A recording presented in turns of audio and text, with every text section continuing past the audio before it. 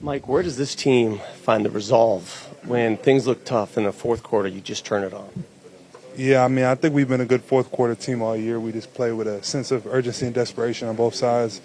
And we got a lot of dudes that's not scared to shoot the ball in those moments. So I think if one guy is off one night, someone else is going to pick him up, which I think makes our team special because we got so many guys who can make big shots. What's going through your mind when Joker picks up his fourth?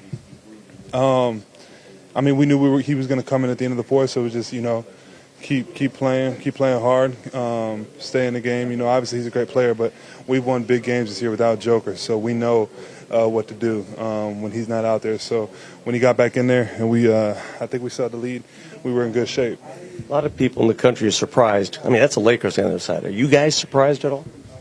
Nah, I don't think we're surprised. We going into the night, we were just thinking about the last couple of series. We won some games on the road the last couple of series, so we wanted to win one tonight here and not have what happened in Phoenix where they got two on the road before we ended it in Phoenix. We didn't want that to happen this series, so we came in here with a sense of urgency. What was this room like when you walked in? Everybody was happy, man. I mean, you definitely got to take these moments in stride and be proud of yourself and be excited, but at the same time, we're not too high at all. You know what I mean? We're going back to chill at the hotel, get our recovery, get our cold tub, all that, and get ready to try to close it out on Monday. Do you remember the 2014 Spurs that won the championship? I mean, Tim Duncan team, Kawhi Leonard. Do you see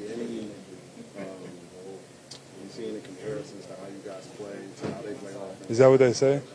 They say we play like them? That's kind of what you guys remind me of. Oh, for real? Yeah. I mean, I think they also have so many, weapons, super unselfish team that just played good basketball. And I mean, that starts at the top with Nikola being so unselfish. I mean, you gotta play that way on this team. So we got a lot of dudes sacrificing that could really play, put up big numbers. But to be a part of this team, you realize it's not gonna be your night every single night, and that's what makes our team special.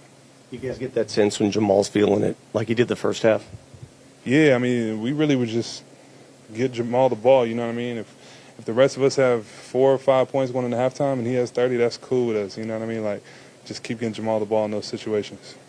When you look at your game today, MPJ career high, 6 assists, you had a bunch of boards. How are you finding ways to impact this game, kind of outside of just scoring tonight? Yeah, is that my career high in assists? I think I had one more game where I had 6 assists. Y'all going to have to date it back, but I think against Golden State Warriors, my second year I had 6 assists, but they be playing me like my career high is like 3 assists. But I mean, I think it's really just you got to find ways to impact the game. My shot's not always going to fall, you know what I mean? So my 3-ball wasn't falling like I wanted it to tonight, so I was just trying to find any way to help the team stay on the floor. Coach was kind of saying, though, like, in all of those moments, you just saw poise from you guys. There was, moments of your shots weren't falling. You found different ways. Do you guys regrouping here? Are things being said? How do you guys kind of just keep that poise no matter what's going on?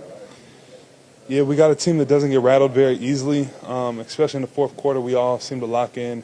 We have great communication and encourage each other, So I think it starts with that, and then we've just been doing that all year. We try to stay poised and just realize, we can get back in the game at any point. I remember that Minnesota series, there was a game we were down like 12 or 10 with 2 minutes left.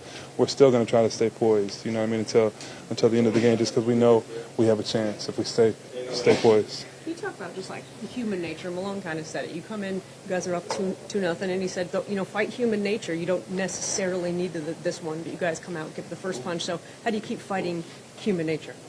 Yeah, I don't think that really in the playoffs you don't have the mentality. You don't have the mentality that when you're up 2-0 or 3-0 that you can let one slide because it's the playoffs. We're a game away from the finals. So I think now we feel a sense of urgency now more than ever. You know what I mean? So I don't know if every team feels that, but we definitely feel that in this locker room. We're telling each other, like, stay locked in, one more game, things like that. So a game away from the finals. How crazy is that to think about?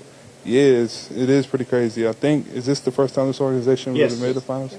Yeah, I think that's special, but that's not our goal. I remember my first year getting drafted by Denver, the goal was just to make the playoffs, you know what I mean? But every year since that, the goal has been to win a championship. So that's been the goal every year, and that's the goal this year. So even when we win on Monday, that's not the end goal at all. Stay locked in. You said win on Monday. How tough is it going to be to take that team out? There's a lot of pride in that locker room. Yeah, I mean, it's going to be extremely hard. They got a very talented team over there that's been great since the All-Star break. So they're not going to lay over, but we just got to come with we smell blood. We just got to go take it. One more game to the finals, we got to go and play like that.